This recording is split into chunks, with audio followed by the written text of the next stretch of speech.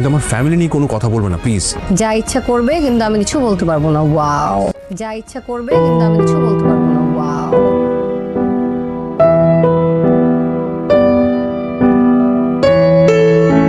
Hello guys, আজকে আমি আপনাদের জানাইমু এটা আমাদের গল্প নাটকেরই নতুন পর্ব কবে আসবো। স্টার্টেড। আগে শহরের এক শান্ত গলিতে থাকে একজন সাধারণ মানুষ, নাম তার রাশেদ। বাইরে থেকে দেখলে তাকে খুব সাধারণই মনে হয়। প্রতিদিন একই পথে হাঁটা, একই রুটিনে কাজ করা, আর সন্ধ্যায় ক্লান্ত শরীরে ঘরে ফেরা। কিন্তু এই সাধারণ মানুষের বুকের ভেতরে লুকিয়ে আছে অনেক না বলা গল্প।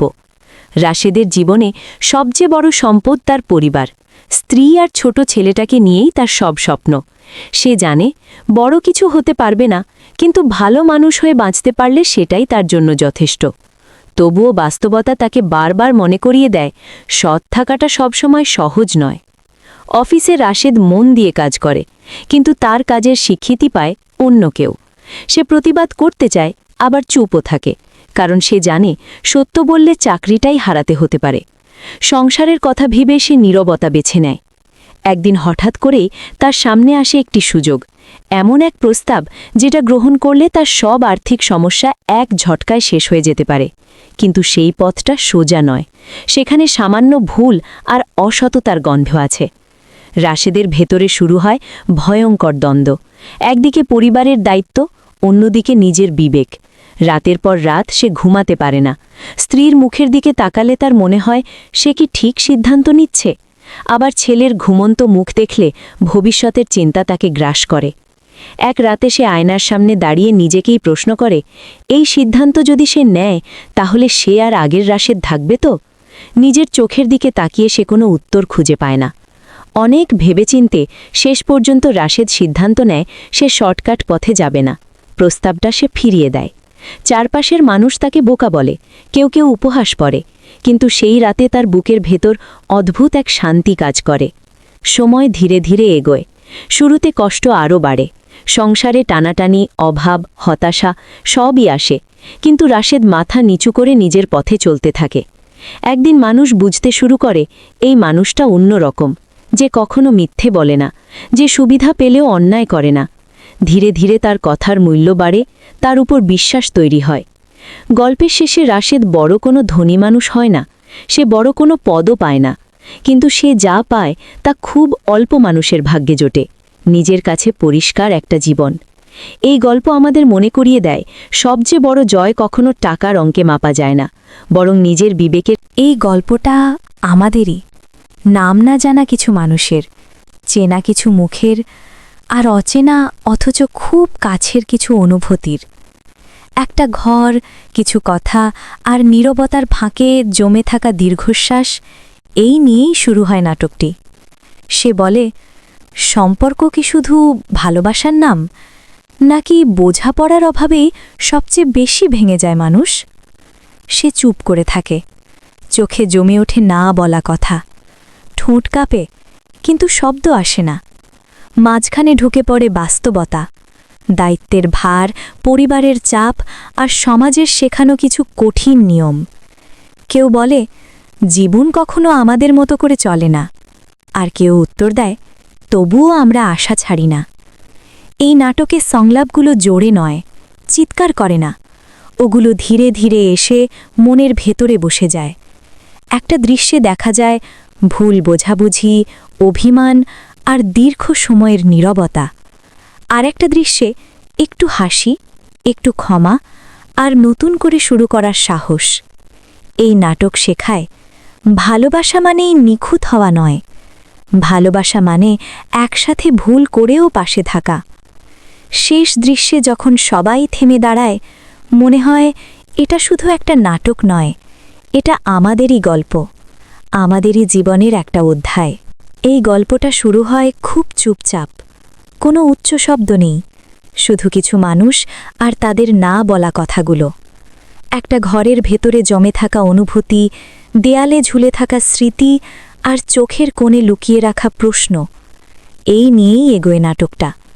সে বলে, হঠাৎ করে শুরু হয় না, এটা ধীরে ধীরে আসে, যেমন করে নীরবতা আসে একটা সম্পর্কের ভেতরে।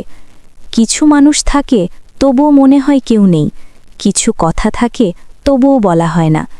এই নাটকটা ঠিক সেখান থেকেই শুরু, যেখানে মানুষ একে অপরের পাশে থেকেও একাকী হয়ে যায়।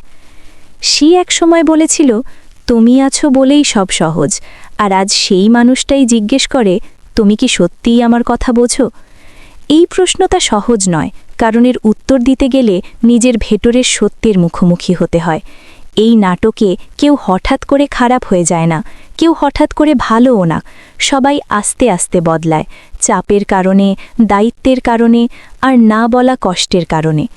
কিছু দৃশ্যে আমরা দেখি অভিমান জমে ওঠে কিন্তু ভাঙে না, কারণ ভাঙলে সব শেষ হয়ে যাবে এই ভয়টাই সবাইকে চুপ করিয়ে রাখে। একজন বলে, আমি শুধু একটু বোঝাপড়া চেয়েছিলাম। আরেকজন উত্তর দেয়, আমি তো চেষ্টাই করেছি, তুমি দেখোনি। এই নাটকটা আমাদের মনে করিয়ে দেয় সব হ্যালো গাইজ, আজকে আমি আপনারে জানাইমু এটা আমাদের গল্প নাটকের নতুন পর্ব কবে আসব। তার আগে আপনারা যদি আল্লাহর এই ছবিটারে ভালোবাসা থাকেন, তাহলে ভিডিওটিতে লাইক দিয়ে চ্যানেলটিরে সাবস্ক্রাইব কইরা দিবেন, আর কমেন্টে আল্লাহ লেখা যাবেন। দেখেন ফাহাদের হেই পুরান মাইয়া বন্ধু এখন সব দেখতাছে। সামিরের বাপে রাগ কইরা কইতাছে, কি রে তুই টাকার লোভে তোর নিজের ভাইয়ের লগে এই কাম করলি, অহনে বাইরো আমার বাড়ি ঠেকা। সামিরও জেদ ধইরা কইয়া দিল, হুনেন আব্বা, আজকার থেকা আমি এই সংসারের কেউ না, আম্মা ভাই সবগুলারে আমি ভুইলা যামু। যেই ঘরে মেহেরিনরে নিজের মাইয়ার মতো আদর দিত, সেই ঘরেই এক রাইতে তারে ফাহাদের পুরান মাইয়া বন্ধু কইয়া অপমান করা হইল। একটা চর খাইয়া পুরা পরিবারটা তছনছ হইয়া গেল। সামির আর মেহেরিন ঘর ছাড়া হইয়া বস্তির অন্ধকারে গিয়া উঠল। কিন্তু হেই অন্ধকার থেকাই কেমনে সামির রাজকীয় সফলতা পাইল, হেইটা না দেখলে আপনারা গল্পের আসল শেষটা বুঝবার পারবেন না। আজকার কোনো তর্স হইতাছে না, আজকার সব সত্য ফাঁস হইয়া যাইব। কিসের লাইগা পরিবারটা ভাঙলো আর কেমনে কপাল খুললো সামিরের, সব জানবার পারবেন। আগামী পর্ব নিয়ে আমাগো চ্যানেলে আগের ভিডিও আছে, সেইটাও দেখাইতে পারেন। তবে আজকার ভিডিওটা এক্কেরে আলাদা, কারণ আজকা আমরা নাটকের নতুন পর্ব আর আগামী পর্ব নিয়ে কথা কমু। এই নতুন পর্বে বহুত ভয়ঙ্কর সব ঘটনা ঘটব, যা আপনারা ভাবতেও পারেন নাই। সব কিছু জানবার চাইলে পুরো ভিডিওটা দেখেন। খুবই ছোট্ট একটা আবদার, আপনারা কে কোন জেলা থেকে আমাগো ভিডিও দেখতেছেন সেইটা একটু কমেন্টে জানাই দিয়েন। ঢাকা, চিটাগং, সিলেট কিংবা রাজশাহী যেইখানেই থাকেন না কেন, নিজের পরিচয় দিতে শরম পাইয়েন না। আর চ্যানেলে নতুন আইলে সাবস্ক্রাইব কইরা বেল আইকনটা টিপা দিয়েন, যাতে নতুন পর্বের খবর সবার আগে পান। নাটকের শুরুতে দেখি মেহেরিনরে বাড়ির সবাই খুব ভালোবাসতেছে। সামিরের মা তো মেহেরিন ছাড়া কিছুই বুঝে না, কিন্তু সায়রা এই আদর সহ্য করতে পারতাছে না। হিংসায় জইলা পুইরা ছাড়খাড় হইয়া সে এক কঠিন বুদ্ধি করলো। সায়রা কারে জানি ফোন দিয়া কইল, মেহেরিনের সব খবর আমারে দাও। সেই দিন রাইতে সবাই মিলে খাইতে বসছে। মেহেরিন যখন সায়রারে খাবার দিতে নিল, সায়রা চিল্লাইয়া উঠল, খবরদার তুই আমার থালায় হাত দিবি না। সামিরের মা অবাক হইয়া জিগাইল, কি রে সায়রা, কি হইছে? তখনই সায়রা বোমা ফাটাইল, কইল, এই মেহেরিন হইল ফাহাদের পুরান মাইয়া বন্ধু। এই কথা শুইনা বাড়ির সবাই থ হইয়া গেল। সামির রাগ সামলাইতে না পাইরা সায়রারে কঠিন কথা শুনাইল। ফাহাদ আইসা সামিরের কলার ধরল, দুই ভাইয়ের মধ্যে তুমুল ঝগড়া লাইগা গেল। সামির রাগের চোটে ফাহাদরে একটা চর মারল। ঠিক তখনই তাগো বাপ আইসা পড়ল। সামির কইল, আব্বা দেখেন আপনার বড় পোলা টাকার লোভে মেহরিনরে ধোকা দিছে। কথা শেষ হইবার আগেই বাপে সামিররে একটা থাপ্পড় দিয়ে বাড়ির থেকে বাইর কইরা দিল। সামির আর মেহরিন মুখ চুন কইরা নিজেদের তল্পতিলপা গুছাইল। বাইর হইবার সময় সামির ওর ফুফু আর মায়েরে কইল, আজকা থেকে আমি এই পরিবারের কেউ না, আমারে আর খুঁজেন না। এরপর তারা বস্তিতে গিয়ে একটা ছোট ঘর ভাড়া নিল। সামির মেহরিনরে কইল, তুমি অল্প কয়দিন কষ্ট করো, আমি কম্পিউটার দিয়া ফ্রিল্যান্সিং কইরা টাকা কামামু আর ব্যবসা করমু। এরপর দিন যায় রাত যায়, সামির দিন রাত এক কইরা মেহনত করলো। আস্তে আস্তে বিদেশি কাজ পাইলো আর ব্যবসা বড় হইতে থাকলো। কয়েক মাস পরে সামির বড়লোক ব্যবসায়ী হইয়া গেল। বাড়ি গাড়ি আর ব্যবসার কোনো অভাব রইল না। অন্যদিকে ফাহাদের কপালে শনি নাই ছিল। দুবাইয়ের ফ্ল্যাটের কাগজ জাল বাইর হইল। অফিস থেকেও তারে চাপ দিতে থাকলো। আর সায়রা সব জানা গেল যে ফাহাদ আর মীরার মধ্যে পিরিত চলতেছে। সায়রা ঠিক করলো ফাহাদরে তালাক দিয়া অফিস থেকে গ্রার ধইরা বাইর কইরা দিব। অন্যদিকে রফিক ফুপা আর ফাতেমা ফুফু আবার একলগে সংসার শুরু করছে। নাটকের শেষে এক্কেরে অনিশ্চয়তা আর আফসোস থুইয়া গল্পটা শেষ হইল। ভিউয়ার্সরা, এখন আসল কথা শুনেন। এই নাটকের আগামী পর্ব আইব আগামী বৃহস্পতিবার দুপুর 12টার সময়। ভিডিও ভালো লাগলে লাইক দিয়েন আর কমেন্টে জেলার নাম লিখবেন। পরের সব খবর পাইতে আমাগো লগে থাকেন।